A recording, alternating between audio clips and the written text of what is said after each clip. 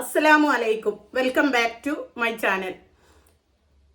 ഞാൻ ആദ്യമായിട്ട് നിങ്ങളോട് ഒരു കാര്യം പറയട്ടെ. വിമർശനങ്ങൾ വന്നതിൻ്റെ അടിസ്ഥാനത്തിലാണ് ഞാൻ ഈ ഒരു കാര്യം നിങ്ങൾക്ക് മുമ്പിൽ പറയാമെന്ന് വെച്ചത് കേട്ടോ.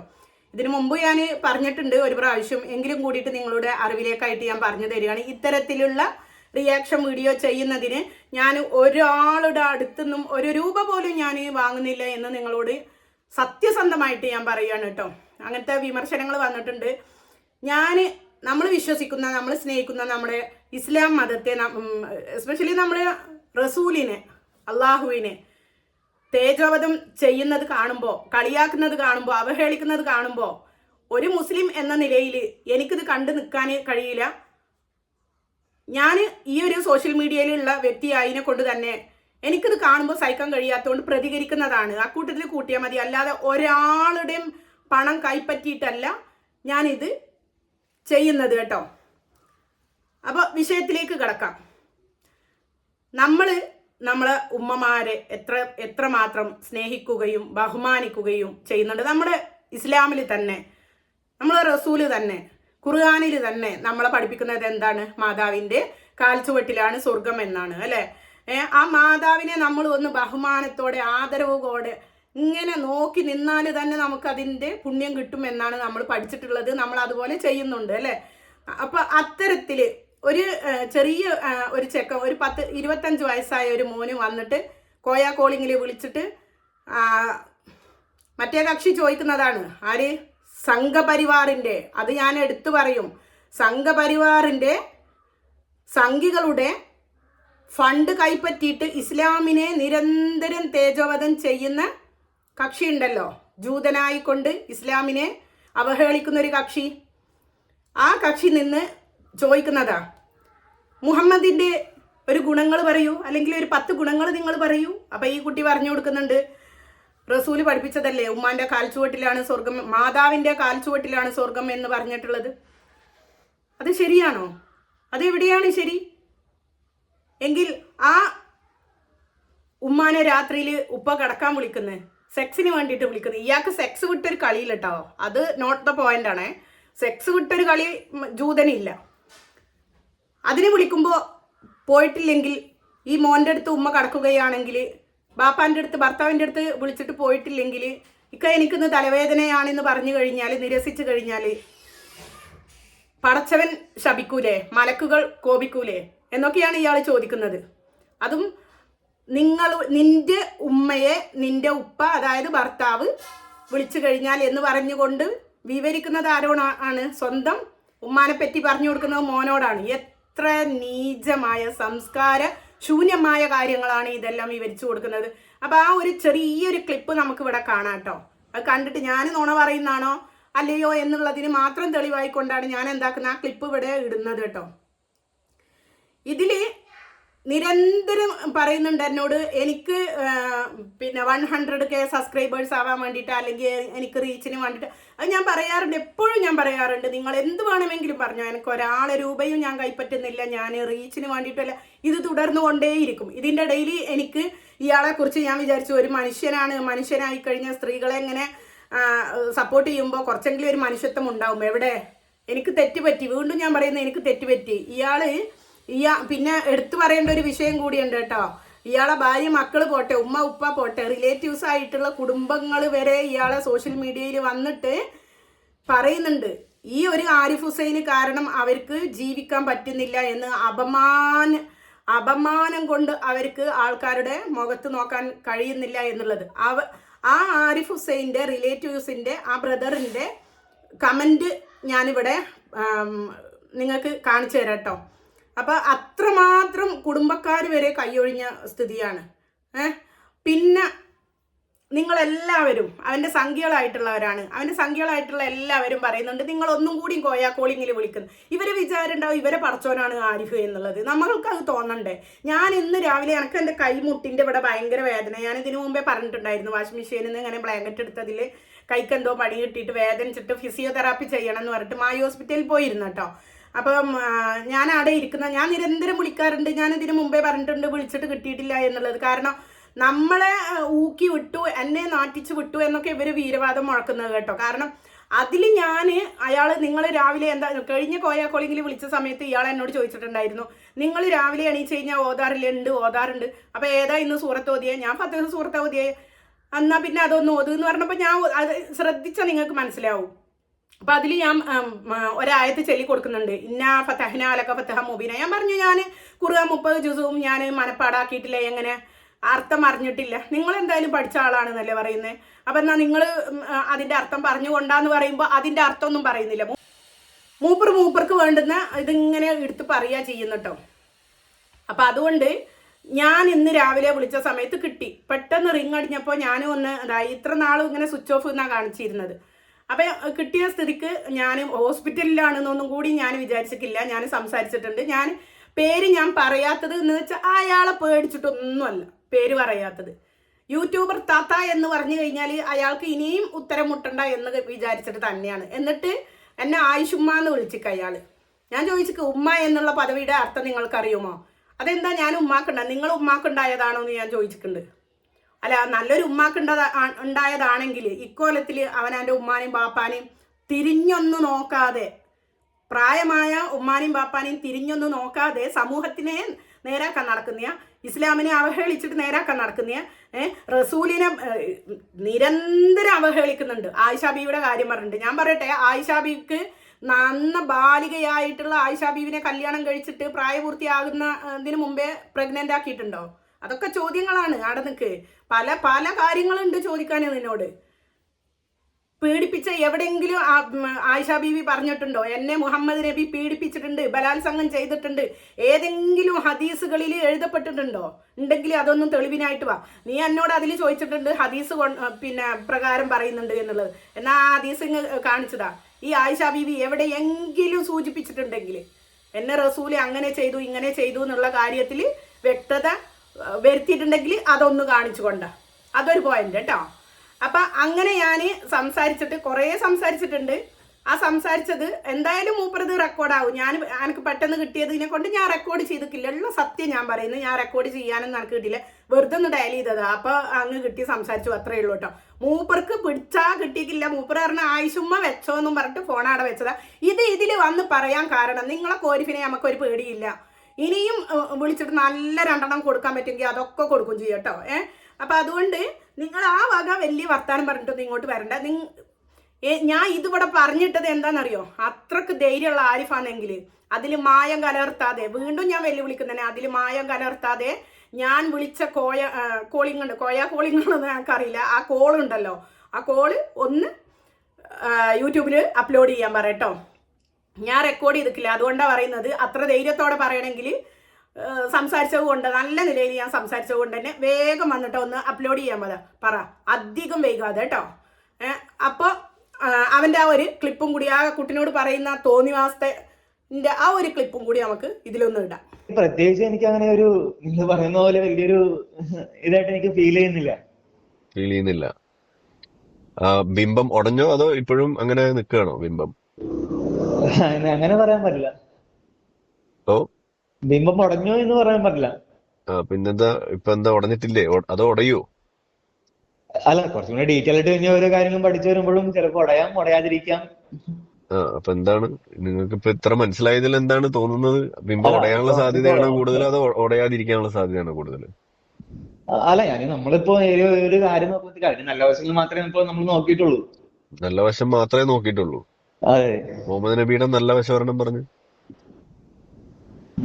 മുഹമ്മദ് നബിയുടെ നല്ല വശം നോക്കുകയാണെന്നുണ്ടെങ്കിൽ ഒരുപാട് നല്ല കാര്യങ്ങൾ പറഞ്ഞിട്ടുണ്ടല്ലോ. ഇപ്പൊ ഓരോ കാര്യങ്ങൾ വെച്ച് നോക്കിയപ്പോഴും ഒരുപാട് നല്ല കാര്യങ്ങൾ പറഞ്ഞിട്ടുണ്ടല്ലോ. ഒരെണ്ണം പറയൂ. മാതാവിന്റെ കാഴ്ചപ്പാടിലാണ് സ്വർഗം ഇരിക്കുന്നത് പറയുന്നുണ്ടല്ലോ. മാതാവിന്റെ കാൽച്ചുവട്ടില് സ്വർഗാണെന്ന് പറയുന്നുണ്ട്. മാതാവിന്റെ കാഴ്ചപ്പാടില് അപ്പൊ അത് ഒരു നല്ല കാര്യമാണ്. അത് മുഹമ്മദ് നബിയുടെ ക്വാളിറ്റി അല്ലല്ലോ. മുഹമ്മദ് നബി പറഞ്ഞ ഒരു അസംബന്ധം അല്ലേ? അത് എന്താ സംബന്ധമാണ്? എനിക്ക് അങ്ങനെ ഒരു അസംബന്ധമായിട്ട് എനിക്ക് തോന്നിയിട്ടില്ല. കാരണം വെച്ചാൽ ഒരു മകനും അല്ലെങ്കിൽ മാതാവും അല്ലെങ്കിൽ മക്കളും മാതാവും തമ്മിലുള്ള ഒരു ബോണ്ട് അവിടെ ക്രിയേറ്റ് ചെയ്യുകയല്ലേ. ഓക്കെ, ഇതേ മാതാവിനെ അവിടെ അതായത് മാതാവിന്റെ കാൽച്ചുവട്ടിൽ സ്വർഗാണെന്നാണല്ലോ പറഞ്ഞേ. അതെ. അപ്പൊ മാതാവിന്റെ ഭർത്താവ്, അതായത് ബാപ്പ, ആ ബാപ്പ രാത്രി മാതാവിനെ വിളിക്കുകയാണ് സെക്സിന് വേണ്ടിയിട്ട്. അപ്പൊ മാതാവ് സമ്മതിക്കില്ല. ഇല്ല, ഇന്ന് എനിക്ക് തലവേദനയാണെന്ന് പറഞ്ഞ് അവിടെ കിടക്കുകയാണ്. ആ അപ്പൊ എന്ത് ചെയ്യും? ആ ഉം? അല്ല, അപ്പൊ സ്വാഭാവികമായിട്ടും അപ്പൊ ആ ഭർത്താവ് അത് കാൽച്ചുവട്ടിൽ സ്വർഗമുള്ള ആ മാതാവിനെ പടച്ചോൻ അവിടെ പ്രാകാൻ വേണ്ടിയിട്ട് മലക്കുകളെ പറഞ്ഞേക്കും. അത് കേട്ടിട്ടുണ്ടോ? ഇല്ലില്ല, അങ്ങനെ കേട്ടിട്ടില്ല. അപ്പൊ അത് കേക്കണ്ടേ? അല്ല, അങ്ങനെ കേട്ടിട്ടില്ല. അത് കേക്കണ്ടേ? അപ്പൊ കാൽച്ചുവട്ടിൽ സ്വർഗം വെച്ചിട്ട് ആ, മോൻ അപ്പുറത്ത് കിടന്നുറങ്ങുകയാണ്. ആ, എന്റെ ഉമ്മാന്റെ കാൽച്ചുവട്ടിൽ സ്വർഗം ഉണ്ടല്ലോ. അതായത് ഇപ്പൊ നിങ്ങൾ കിടന്നുറങ്ങുകയാണ് അപ്പുറത്ത്. അപ്പൊ അപ്പുറത്തെ മുറിയില് വാപ്പ അത് വാപ്പ അത് വിളിച്ചിട്ട് ഉമ്മ അവർ ചെല്ലാത്തതിന് അവിടെ മലക്കുകൾ അത് ഇതേ അവരുടെ ഉമ്മാനെ അവിടെ സ്വകാര്യതയല്ലേ, പ്രായിക്കൊണ്ടിരിക്കുകയാണ്. അവർക്കൊരു അത് അവരുടേതായിട്ടുള്ള സ്വകാര്യതയല്ലേ. നമുക്കിപ്പോ ശരിക്കും സ്വകാര്യത പറയുകയാണെന്നുണ്ടെങ്കിൽ സ്വകാര്യതയല്ലല്ലോ ഇവിടുത്തെ വിഷയം. ഇസ്ലാമിലെ നിയമങ്ങൾ, കാര്യങ്ങൾ, മുഹമ്മദ് നബി പറഞ്ഞ അല്ല കാര്യം നിങ്ങൾ അതിപ്പോ പറയുമ്പോ ഞാൻ പറയുമ്പോ അത് സ്വകാര്യമാണ്. എങ്ങനെ അല്ല, ഇപ്പൊ ഞാൻ ഇപ്പൊ പറയുന്നത് വെച്ചാൽ ഇപ്പൊ എന്താ പറയുക, ഇങ്ങനെ ഒരു അല്ല ഇപ്പൊ സംഗതി നിങ്ങൾ കേട്ടിട്ടുണ്ടോ എന്റെ ഇല്ലേ? കേസ് പറയുകയാണെന്നുണ്ടെങ്കിൽ ഇങ്ങനെ ഒരു സംഗതി നിങ്ങൾ കേട്ടിട്ടുണ്ടോ ഇല്ലേ? അങ്ങനെ കേട്ടിട്ടില്ല. അല്ല, പക്ഷെ ഇതുവരെ ഇപ്പൊ കേട്ടിട്ടില്ലേ? അങ്ങനെ ഇപ്പൊ നിങ്ങൾ പറയുന്നത് ഇപ്പൊ ഇതുവരെ പറയുന്നത് ഇപ്പൊ കേട്ടിട്ടില്ലേ തെറ്റിന്റെ കാര്യമാണല്ലോ പറയുന്നത്. നിങ്ങൾ ഇതുവരെ കേട്ടിട്ടില്ലേ? കേട്ടായിട്ടുള്ള അറിവില്ല എനിക്ക്. ഞാൻ ഇപ്പൊ കേട്ടിട്ടുണ്ടാവാം. എത്ര വയസ്സായി? ഇപ്പൊ എനിക്ക് 25 വയസ്സായി. 25 വയസ്സായിട്ട് മദ്രസയിൽ പഠിച്ചിട്ടൊന്നും ഇത് കേട്ടിട്ടില്ല? കേട്ടിട്ടുണ്ടാവും, ചിലപ്പോ ഓർക്കൾക്ക് അതായിരിക്കാം മേ ഇപ്പൊ ബി. നമ്മൾ അന്ന് വിളിച്ചപ്പോ, ഞാൻ കോൾ ഓർക്കുന്നില്ല, പക്ഷെ അന്ന് വിളിച്ചപ്പോ കുറെ കാര്യങ്ങൾ പറഞ്ഞു കാണല്ലോ. അത് പോയി വല്ലതും അന്വേഷിച്ചോ? അന്ന് നമ്മൾ മറ്റേ ഇതിനെ കുറിച്ച് മറ്റേ ഇസ്ലാം ബിക്യൂലൊക്കെ കുറെ കാരണമൊക്കെ നോക്കിയായിരുന്നു നമ്മള്. ഇസ്ലാം ഇസ്ലാം ബിക്ക് എന്നുള്ളൊരു സൈറ്റിൽ നമ്മളൊന്ന് കയറി നോക്കിയായിരുന്നു. എന്നിട്ട് എന്താ കണ്ടേ? നമ്മളത് കോളിന്റെ ഇടയിലാണ് നമ്മൾ സംസാരിച്ചല്ലോ. എന്നിട്ട് എന്താ കണ്ടതെന്ന് അത് പറയൂ. അതിന്റെ അന്ന് നമ്മൾ സംസാരിച്ച ഈ മീറ്റിന്റെ കാര്യവുമായി ബന്ധപ്പെട്ടാണ്, ഈ ഇറച്ചിയുമായി ബന്ധപ്പെട്ട കാര്യങ്ങളാണ് കണ്ടത്. ആ അപ്പൊ എന്താ കണ്ടത് ഇറച്ചിയും അതുപോലെ അന്ന്? തന്നെ ഈ സ്വർണവുമായി ബന്ധപ്പെട്ട കാര്യങ്ങളൊക്കെയാണ് നമ്മൾ ചർച്ച ചെയ്തത്. കള്ളക്കടത്ത്. കള്ളക്കടത്ത് തന്നെ, അപ്പൊ സ്മഗ്ലിംഗ്. ഇസ്ലാമിലെ കള്ളക്കടത്ത് അപ്പൊ ഹലാലാണെന്ന് അന്ന് മനസ്സിലായോ? പക്ഷെ ഒരു ജനാധിപത്യ രാജ്യത്ത് ജീവിക്കുമ്പോ ആ നിയമം അനുശാസിക്കുന്നില്ല എന്നുണ്ടെങ്കിൽ അത് തെറ്റായിട്ട് ഇസ്ലാം അറിയുന്നില്ലേ? ഇസ്ലാമിൽ ജനാധിപത്യം ഉണ്ടോ? കേട്ടില്ലേ നിങ്ങൾ? ഇതൊക്കെയാണ് അവസ്ഥ. അതിൽ ഞാൻ പറയുന്നുണ്ട്, ആ കോൾ ചെയ്തതിൽ ഞാൻ പറയുന്നുണ്ട്, രാവിലെ ചായയും കാപ്പിയെല്ലാം കുടിക്കുന്നതിന് പകരം MDM അടിച്ചിട്ടാണ് പറയുന്നത്. എങ്ങനെ ഒരാൾ കോൾ ചെയ്താൽ തുടങ്ങുന്നു ഇസ്ലാമിനെതിരെ അവഹേളനം. സലാം പറയുമ്പോൾ അസ്സലായി അലക്കും. നമ്മളൊരു സലാം അങ്ങോട്ട് പറയുമ്പോൾ അസ്സലായി അലക്കും. ഞാൻ ഒരു തവണ എല്ലാം വിളിച്ച് സംസാരിച്ച വ്യക്തിയാണ്. അതൊന്നും മൂപ്പർക്ക് അതൊന്നും അറിയില്ല. അത്ര ഉണ്ട് ബോധോദയം അത്രക്കുണ്ട്. പിന്നെ നിങ്ങൾ എത്ര അവഹേളിക്കാനായിക്കോട്ടെ, എത്ര ഇസ്ലാമിനെ കളിയാക്കാനായിക്കോട്ടെ, അയാൾക്കറിയാം എല്ലാം ശരിയാണ് എന്ന് ഒക്കെ അറിയാം. പക്ഷേ ഞാൻ വീണ്ടും പറയുന്നു, പണം പിൻപറ്റിയിട്ട്, അതിൽ ഞാൻ പറയുന്നുണ്ട്, നിങ്ങൾ സംഘികളുടെ പണം പിൻപറ്റിയിട്ടല്ലേ ഇങ്ങനെ ഇസ്ലാമിനെതിരെ പറയുന്നു എന്ന് ചോദിച്ചപ്പോൾ എന്നോട് തിരിച്ചു ചോദിക്കുന്നതാണ്, നിങ്ങൾക്ക് വേണോ പണം? ആര് തന്നാലും ഞാൻ പണം വാങ്ങുന്നു. അയാൾ പറയുന്ന ആര് പണം തന്നാലും ഞാൻ വാങ്ങും, ആര് പണം കൊടുത്താലും വാങ്ങും, എന്നിട്ട് ഇത് ചെയ്യുമെന്ന് പറഞ്ഞാൽ ചെയ്യും. സംസ്കാരം എത്ര ഉണ്ട്? വിദ്യാഭ്യാസം നേടിയത് കൊണ്ട് ഒരാളും സംസ്കാരം നേടുകയില്ല കേട്ടോ. എന്നോട് ചോദിക്കും നിങ്ങളുടെ ക്വാളിഫിക്കേഷൻസ് എത്രയാണ്, നിങ്ങളും ആരിഫും അത് ശരിയാ, ഞാനും ആരിഫും തമ്മിലുള്ള അകലം എന്ന് പറഞ്ഞു കഴിഞ്ഞാൽ അവനില്ലാത്ത ഒന്നുണ്ട് എനിക്ക്, എന്ത് സംസ്കാരം. അവൻ്റെ അത്ര തന്നെ തറയായിട്ട് ഞാൻ സംസാരിക്കുന്നില്ല. കാരണം ഒരു ഉമ്മയെ, നമ്മളെല്ലാം ഒരു ഉമ്മയെ നോക്കിക്കാണുന്നത് എങ്ങനെയാണ്? അതൊക്കെ നമുക്ക് ആരാണ് പഠിപ്പിച്ചു തന്നത്? ഈ ഇസ്ലാമിൽ നിന്നുകൊണ്ടാണ് ഉമ്മയെ ബഹുമാനിക്കണം, സ്നേഹിക്കണം എന്നൊക്കെ പഠിപ്പിച്ചു തന്നത്. പിന്നെ ആ കുട്ടിയെ ചോദിക്കുന്ന ചോദ്യത്തിൽ 25 വയസ്സായ മകന് 50 വയസ്സ് വരെ, ആ കുട്ടിക്ക് 50 വയസ്സ് വരെ ഉമ്മാൻ്റെ അടുത്ത് കിടക്കുക? അല്ലെ ചോദിക്കട്ടെ, ഇസ്ലാമിൽ പറയുന്നുണ്ട് ഭാര്യ ഭർത്താവ് തമ്മിൽ എപ്പോഴും നല്ല ഇണകളെ പോലെ ജീവിക്കണം എന്നുള്ളത്. മരണം വരെയും ഇണയും തുണയുമായിട്ട് നമ്മൾ സുഖ ദുഃഖങ്ങളിൽ പങ്കുചേർന്ന് എപ്പോഴും എന്താവണം, ഒരു മനസ്സും 2 ശരീരവുമായിട്ട് ജീവിക്കണം എന്നുള്ളത്. അതിൽ എവിടെയാടോ വിവരമില്ലാത്തവനെ ആ ഭർത്താവിനെ വിട്ടിട്ട് മകൻ്റെ അടുത്താ കിടക്കുക, ആ ഭർത്താവിൻ്റെ അടുത്താ കിടക്കുക. എന്നിട്ട് മലക്കുകൾ ശപിക്കും. അതൊക്കെ വിപരീതം കൊണ്ടുവരുന്നതാണ് കേട്ടോ. സുഖമില്ല ആ സ്ത്രീയെ ബഹുമാനിക്കണം, സ്ത്രീയെ വിഷമിപ്പിക്കരുത്, നിങ്ങൾ സ്ത്രീയെ ഭാര്യയെ നിങ്ങൾ അടിക്കരുത്, ഇതൊക്കെ പഠിപ്പിക്കുന്നുണ്ട്. നിങ്ങൾ എന്ത് പറഞ്ഞിട്ട് എന്താണ്? അയാൾ എന്നോട് ചോദിക്കുന്നത്, നിങ്ങൾ എന്താണ് പഠിച്ചത്, നിങ്ങൾ ഇസ്ലാമിൽ എന്താണ് പഠിച്ചത്? നിങ്ങൾ ഉസ്താദിന്റെ കൈ, എന്നോട് പറയുന്ന കൈ നോക്കാൻ, ചെറിയ പെണ്ണായിരുന്ന ഞാൻ ഉസ്താദിന്റെ കൈ നോക്കാൻ പോയതാ പോലും മദ്രസ പഠിക്കാൻ പോയ കാലത്ത്. ഞാൻ പറഞ്ഞു അയാളോട്, നിങ്ങൾക്ക് ഈ സെക്സ് പരമായിട്ടുള്ള കാര്യങ്ങളെ നിങ്ങൾക്ക് അറിയൂ എന്നുള്ളത്. മനസ്സിലായോ? നമ്മൾ പഠിച്ച ഇസ്ലാം അല്ല അയാൾ പഠിച്ചത്. അത് അതിനോട് ഞാൻ പറഞ്ഞിട്ടുണ്ട്. അങ്ങനത്തെ കണ്ണുകൊണ്ടല്ല നമ്മൾ പഠിച്ചത്. സ്ത്രീയെ ബഹുമാനിക്കണം, ഭാര്യയെ നിങ്ങൾ അടിക്കരുത്, അവളെ സ്നേഹിക്കണം, അവളുടെ വിഷമഘട്ടങ്ങളിൽ നിങ്ങൾ അവളോടൊപ്പം നിൽക്കണം, പീരിയഡ്സ് ആയിട്ടുള്ള ടൈമിൽ നിങ്ങൾ അവളെ വേദനിപ്പിക്കരുത്, വിശദമായിട്ട് പറയുന്നുണ്ട് ഇസ്ലാമിൽ. നിങ്ങൾ എന്ത് കൊണ അടിച്ചിട്ട് എന്താണ് കാര്യം? ഒരു കാര്യമില്ല ആരിഫ്. ഇവിടെ മനസ്സിലാക്കിയവർ മനസ്സിലാക്കും കേട്ടോ, അല്ലാത്തവർ നിന്നെ പോലെ ഇങ്ങനെ കൊണ അടിച്ച് കുത്തിരിക്കും. കാരണം 4 ചിക്കിലി കിട്ടും എന്നും വിചാരിച്ചിട്ടാണ് കുത്തിരിക്കുന്നത്. അപ്പോൾ ഞാൻ ഇതിൻ്റെയൊക്കെ ഇടയിൽ ഞാൻ മറ്റേ ഇയാളെ റിലേറ്റീവിൻ്റെ കമൻറ്റ് ഇവിടെ മെൻഷൻ ചെയ്യും കേട്ടോ, നിങ്ങൾ കണ്ടോ. എല്ലാത്തിനും മടുത്തിട്ടുള്ളത്. പിന്നെ ഞാൻ അയാളോട് തന്നെ ഞാൻ പറഞ്ഞു, കഷ്ടം, ബുദ്ധി പോയാൽ പിന്നെ പറഞ്ഞിട്ട് കാര്യമില്ല, പിടിച്ചാൽ കിട്ടൂല. അയാളെ ഈമാനും അയാളെ ഉള്ളിൽ നിന്ന് എല്ലാം എടുത്ത് കളഞ്ഞു പടച്ചോന്. എന്താ ആയിത്തീരുകയെന്ന് നമുക്കൊന്നും പ്രവചിക്കാൻ പറ്റൂല അല്ലേ? ഇങ്ങനെ നിരന്തരം ഇസ്ലാമിനെയും പടച്ചോനെയും റസൂലിനെയൊക്കെ അവർ പറയുന്ന നല്ല കാര്യങ്ങളാണ് നമുക്ക് ഈ മാലോകർക്ക് പഠിപ്പിച്ച് തന്നിട്ടുള്ളത്. എന്നിട്ട് ഇത്ര കാലം വരെ അതും പിൻപറ്റിക്കൊണ്ട് ആർക്കും ഒന്നും സംഭവിച്ചിട്ടില്ലല്ലോ. എന്തെങ്കിലും സംഭവിച്ചിനാ? എവിടെ എടുത്തു നോക്കിയാലും അതിൽ പറയുന്ന കള്ളക്കടത്ത് ഹലാലാക്കിയതാണ്. എന്താ നിനക്ക് ഇസ്ലാമിൽ പിന്നെ എന്താ നിനക്കെല്ലാം ഹലാലാണ് എല്ലാ കാര്യങ്ങളും. ഞാൻ പറയണോ? രാവിലെ തന്നെ MDM അടിച്ചു കുത്തിരുന്നിട്ട് ഇങ്ങനെ കൊണ അടിക്കാനും നിനക്ക് പിന്നെ ഇതിൽ നിന്ന് പുറത്തു പോയാൽ പിന്നെ എല്ലാം ഹലാലല്ലേ? നീ പറയുന്ന പോലെ നമുക്കും പറയാലോ. നീ MDM അല്ല, കള്ളല്ല, സിഗരറ്റ് അല്ല, ഒന്നും ഉപയോഗിക്കുന്നില്ല. എന്നാലും നമ്മൾ ഇപ്പം നിന്നെ കുറിച്ച് പറയുന്ന നീ മയക്കുമരുന്ന് ഉപയോഗിക്കുന്നുണ്ട്. അതേ നാണയത്തിൽ തന്നെയാണ് നീയും എന്ത് പറയുന്നത്, ഇസ്ലാമിൽ ഇല്ലാത്ത കാര്യങ്ങൾ വളച്ചൊടിച്ചിട്ട് പറയുന്നത്. അത് മനസ്സിലാക്കണം. നിന്നെ വ്യക്തിപരമായിട്ട് അവഹേളിക്കരുത് എന്ന് നിന്റെ കൂട്ടാളികൾ വന്ന് പറയുന്നുണ്ട്. അതേ ഇതിൽ തന്നെയല്ലേ നിങ്ങൾ ഈ മുഹമ്മദ് നബിയെയോ ഇങ്ങനെ വ്യക്തിഹത്യ ചെയ്യുന്നതല്ലേ? അത് എന്തുകൊണ്ട് നിങ്ങളുടെ ആരിഫിനെ ചെയ്തുകൂടാ? MDM അടിച്ചിട്ട് കുത്തിരുന്നിട്ട് കൊണ അടിക്കുന്നത് തന്നെയാണെന്നാണ് ഞാൻ പറയുന്നത്. എന്താ നിങ്ങൾ ചെയ്യുന്നത്? ചെയ്യ നിങ്ങൾ. കുറേ ആയല്ലോ മുഹമ്മദ് നബിനെ നിങ്ങൾ ഇങ്ങനെ തേജവാദം ചെയ്യുന്നത്. ചെയ്യുങ്ങൾ. നമ്മൾ പഠിച്ച ഇസ്ലാമിൽ ഈ നേരെ വരെയും മറ്റുള്ളവരെ സ്നേഹിക്കാനും ബഹുമാനിക്കാനും നമ്മുടെ മാതാവിനെ അങ്ങേയറ്റം സ്നേഹിക്കാനും തന്നെയാണ്. അതിൽ സ്വന്തം മകന്, അതിൽ ആണുങ്ങൾ പെങ്ങന്മാരായിക്കോട്ടെ, ആങ്ങളാരായിക്കോട്ടെ, ഉപ്പയായിക്കോട്ടെ, മകളായിക്കോട്ടെ, ഒരു പ്രായം വരെ കഴിഞ്ഞു കഴിഞ്ഞാൽ വിട്ട് കിടക്കണം. ഭാര്യയും ഭർത്താവും മരണം വരെ കൂടെ കിടക്കണം എന്നുള്ളതാണ്. അതിൽ ആ ഭാര്യയ്ക്ക് സുഖമില്ലെങ്കിൽ, ആ ഭാര്യയ്ക്ക് സുഖമില്ലാത്തൊരവസ്ഥയാണെങ്കിൽ അത് മനസ്സിലാക്കിയിട്ട് ആ ഭർത്താവ് പെരുമാറണം എന്നാണ് ഇസ്ലാമിൽ പറഞ്ഞിട്ടുള്ളത്. അവിടെ എവിടെയാണ് സെക്സിന് വിളിച്ചു കഴിഞ്ഞാൽ താല്പര്യമില്ല, അത് അങ്ങേയറ്റം ആരോഗ്യപരമായിട്ടുള്ള ഇതിൽ ഓക്കെ ആണെങ്കിൽ ആ സ്ത്രീ അതിനെ അവഗണിച്ചാൽ മാത്രം അവൾക്ക് കുറ്റം കിട്ടും എന്നാണ് പറഞ്ഞിട്ടുള്ളത്.